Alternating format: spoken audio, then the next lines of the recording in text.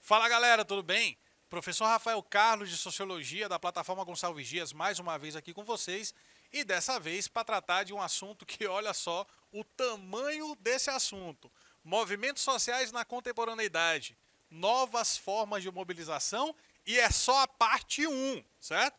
É só a primeira parte dos novos movimentos sociais, dos movimentos mais recentes, movimentos contemporâneos.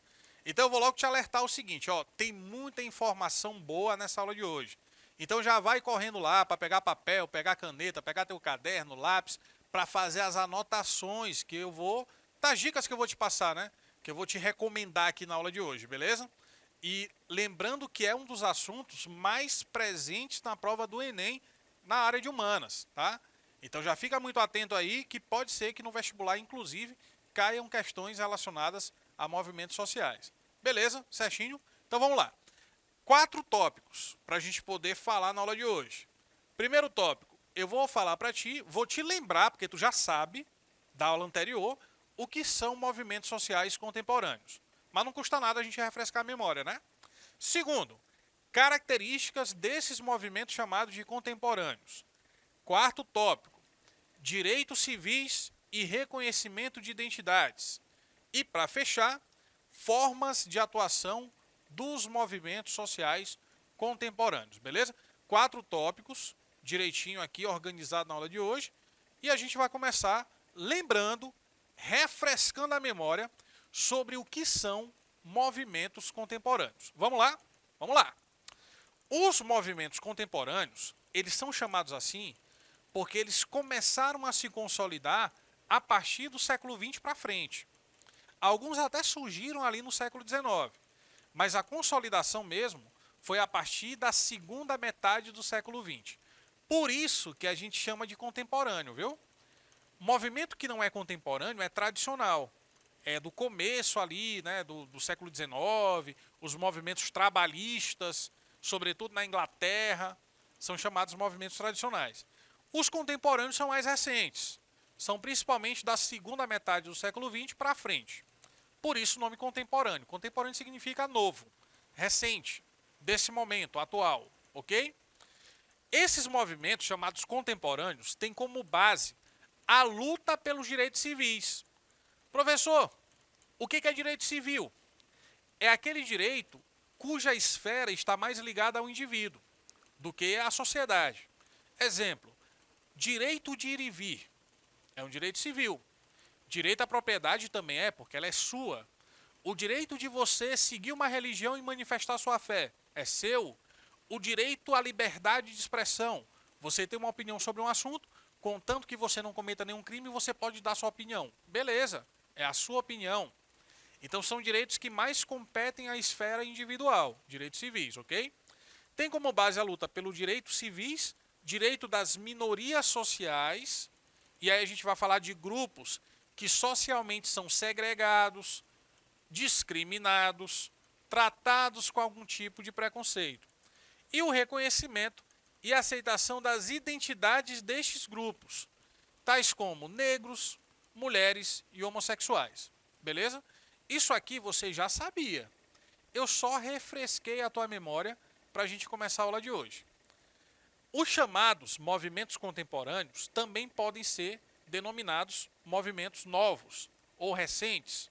Então a gente também pode chamar de novos movimentos sociais. Eles fizeram o quê? Eles redirecionaram, mudaram o centro das atenções, das demandas da sociedade civil, do que era antes a economia, o mercado de trabalho, leis trabalhistas, para a cultura. Ou seja, para a questão identitária, para o reconhecimento das identidades de gênero, identidades étnicas, identidades raciais, identidades culturais. Então aquilo que antes era muito característico da economia passou a ser da cultura. A atuação dos movimentos em prol do reconhecimento dessa identidade de determinados grupos sociais que a gente chama de minorias sociais. Olha só, vou voltar aqui só para esclarecer para ti esse ponto relacionado a minorias, ok? O que é uma minoria matemática? é a menor parte de alguma coisa. Beleza, você sabe disso, tranquilo. O que é uma minoria social? Não necessariamente a minoria social seja a menor parte. Algumas vezes ela pode ser até a maior. Eu vou te dar um exemplo. Na África do Sul, durante uma época ali do século XX, houve um sistema político chamado de apartheid. 10% da população branca da África do Sul dominava politicamente 90% da população negra, que era uma minoria social, mas era a maioria da população. Então aquilo que vale para a matemática nem sempre vale para a sociologia, no caso do conceito de minoria. A minoria pode ser a maior parte, inclusive. Só que na sociologia a minoria é o quê? São grupos sociais que sofrem algum processo de preconceito, de exclusão, de segregação ou discriminação. Fechou? Características dos movimentos contemporâneos. Primeira característica. Esses movimentos contemporâneos, eles propõem a transformação de comportamentos e valores de diversos segmentos sociais. Ele não está restrito somente a um grupo social, mas ele abrange toda a sociedade. Eu vou te dar um exemplo. O feminismo, movimento das mulheres, né, na luta pela igualdade de direitos e tudo mais, é um movimento que engloba as mulheres no geral. As mulheres ricas, as mulheres de classe média, as mulheres mais pobres, entendeu? As que são enfermeiras, professoras, médicas, advogadas, desempregadas, tanto faz. Então são vários segmentos atingidos. Da mesma forma o movimento negro, que luta pela questão ali do combate ao racismo, da busca pela igualdade racial, independentemente da pessoa ser rica, pobre, tanto faz. Porque atravessa os segmentos sociais, são vários que são contemplados por essa demanda. Diferente, por exemplo, do movimento operário, que você tem um segmento social muito específico, né? A classe trabalhadora representada por aquele sindicato, sacou? Aqui já é mais amplo, já é mais abrangente. A organização desses movimentos ela não é vertical. Quando a gente estudou movimentos tradicionais, eu falei de organização vertical. O que é vertical? De cima para baixo. O que é horizontal? É o que está aqui, ó, de um lado ao outro, no horizonte. Não é vertical, mas sim horizontal. Significa dizer que todos os membros desse grupo social, eles têm a mesma importância. Não existe entre eles uma hierarquia, não existe uma direção do sindicato, como existe, por exemplo, no movimento operário, onde a relação é hierárquica, portanto vertical. Aqui ela é mais horizontal, ok? E também existe uma maior autonomia das pessoas, de se manifestarem em relação àquilo que o movimento tem como demanda, certo? Então, vamos supor que aconteça algum caso de feminicídio na sua cidade. Se você é uma pessoa, né, ligada ao movimento feminista, é uma mulher ligada ao feminismo, você pode se manifestar na sua rede social sobre aquele assunto, sem pedir autorização de ninguém. Porque existe uma horizontalidade de representação. Você não está abaixo na hierarquia porque não há hierarquia. Então você, como indivíduo, mulher, tem um direito de se manifestar em relação àquele acontecimento. Entendeu? Por isso que existe uma maior autonomia dentro desses movimentos que são mais recentes, chamados de movimentos contemporâneos. Direitos civis e reconhecimento de identidades são as duas demandas mais frequentes, mais comuns nos movimentos sociais contemporâneos, nos movimentos sociais recentes, né? A partir da segunda metade do século XX, e aí a gente está falando de um momento histórico, principalmente aqui no Ocidente, de democratização política, de redemocratização também, nesse momento onde a democracia começa a aparecer como um ideal, digamos assim, né, um ideal de representatividade, um ideal de igualdade para todos, as pessoas começam a se manifestar de maneira mais aberta, de maneira mais clara, de maneira mais consistente em relação às demandas e necessidades do grupo que ela integra, do grupo que ela pertence. A partir dessa segunda metade do século XX, houve uma eclosão de novos movimentos sociais no Ocidente por conta disso que eu te falei, de um ambiente mais democratizante e mais democrático. Tais movimentos estão mais preocupados em garantir a consolidação ou conquista de direitos aos grupos minoritários, certo? Por isso que a gente falou ainda há pouco que os movimentos contemporâneos, eles têm muito essa ideia mais nichada das minorias sociais, mas que nem sempre são necessariamente a minoria da população. Já destaquei isso para você também, ok? Então a preocupação principal desse movimento são, vamos lá, consolidar os direitos que já existem ou conquistar novos direitos para esses grupos representados pelos movimentos sociais.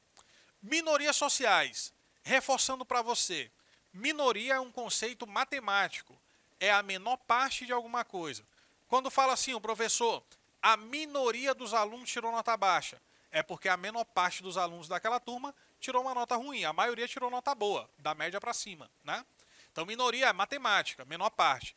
Mas na sociologia, minorias sociais não necessariamente refere-se à parte menor. É uma categoria que se refere a grupos sociais que sistematicamente, ou seja, de maneira muito frequente, muito comum, sofrem algum tipo de preconceito, discriminação, exclusão ou segregação social. Ou ainda, grupos sociais que estão prejudicados do exercício pleno da sua cidadania por não terem acesso a determinados direitos que, a priori, são garantidos por eles constitucionalmente, para eles, né? Através da Constituição, certo? Então, se algum grupo social tem o impedimento de exercer a sua cidadania, de exercer um direito que já é dele, já é conferido a ele, por qualquer que seja o motivo, ele pode ser visto também como minoria social, tá? Mas geralmente minoria social é o quê? Um grupo da sociedade que sofre algum tipo de preconceito, discriminação, segregação, tá?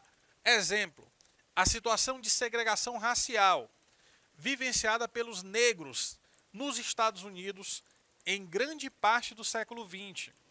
Lá nos Estados Unidos, a gente até vai falar mais sobre isso em aulas que virão, o movimento negro surge por causa disso, dessa desigualdade de direitos civis, principalmente, que existia entre brancos e negros até a década de 60. Então é uma coisa que não é tão antiga assim, né? Faz menos de 80 anos, né, que aconteciam essas coisas. Então na década de 60 foi quando os Estados Unidos mudou a legislação, que passou a garantir a igualdade civil em termos de direitos entre brancos e negros. Mas até essa época não tinha, entendeu? Então tinham muitos direitos que eram só dos brancos.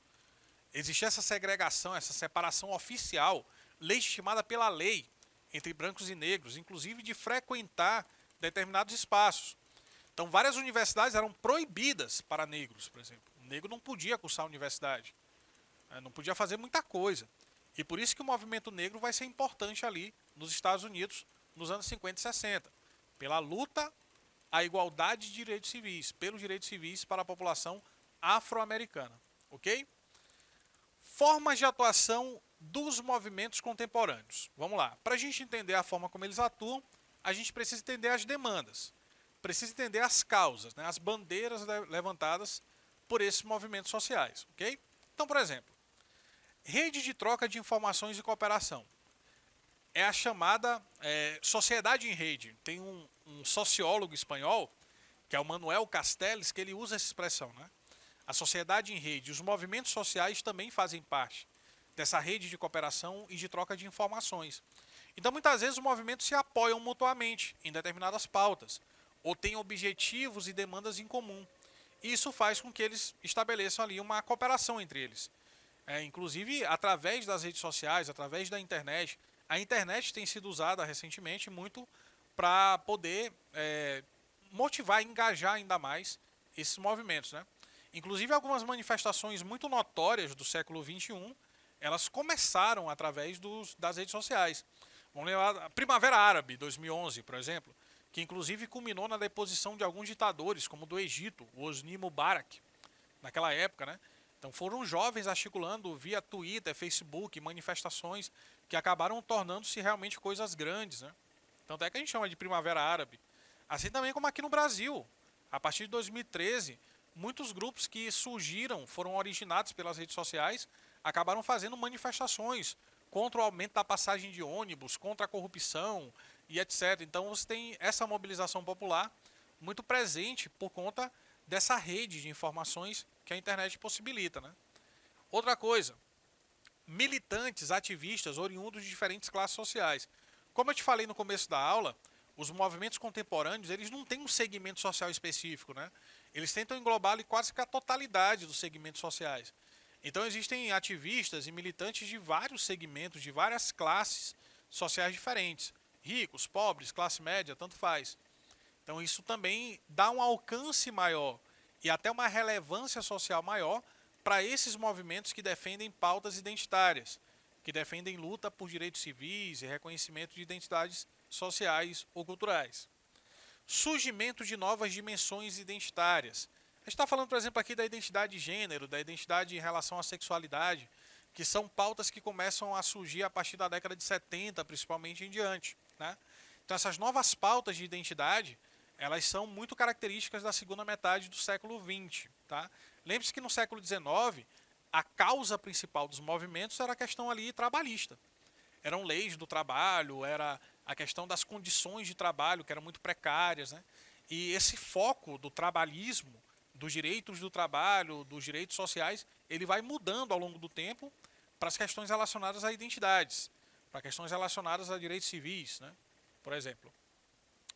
Incorporação de aspectos íntimos e individuais em suas agendas. Mais uma vez, a pauta da sexualidade e das questões relacionadas ao gênero também. Tem um pensador da antropologia chamado Stuart Hall, H-A-L-L, o sobrenome dele, tá? Stuart Hall. E ele fala um pouco sobre isso também. A identidade no mundo globalizado, no mundo pós-moderno e tal. Então, nessa obra que trata sobre a identidade, o Stuart Hall vai dizer que um dos grandes méritos, ou das grandes características do feminismo, foi tornar o que era privado em algo público, né? Transformar a intimidade também num processo político. Então, tem uns ditados que são antigos, meio ultrapassados até, que dizem, por exemplo, que em briga de marido e mulher, ninguém mete a colher, né? Então, às vezes o cara tava ali agredindo a esposa, espancando e tal, aí não podia se meter a colher, tinha essa ideia antigamente. E aí quando o feminismo traz isso à tona, como a negação desse processo, torna aquilo que é do ambiente íntimo, da relação do casal, familiar, uma coisa que também é pública, que também é um posicionamento político, que também faz parte de uma luta maior do que aquela própria mulher, que seria a luta das mulheres por respeito, por igualdade, etc. Então até isso que é mais íntimo e privado acaba sendo também algo do campo político, do posicionamento das pessoas, dos movimentos sociais também. E aí toda vez que acontece um feminicídio, uma agressão a uma mulher, por exemplo, as mulheres em geral se sentem atingidas por isso, porque poderia ser com elas. E isso acaba ganhando uma dimensão muito maior do que somente aquele acontecimento pontual. Né? Se torna algo que faz parte de uma pauta coletiva, de um movimento social contemporâneo, que nesse caso, nesse exemplo, seria o feminismo. Da mesma forma, o movimento negro.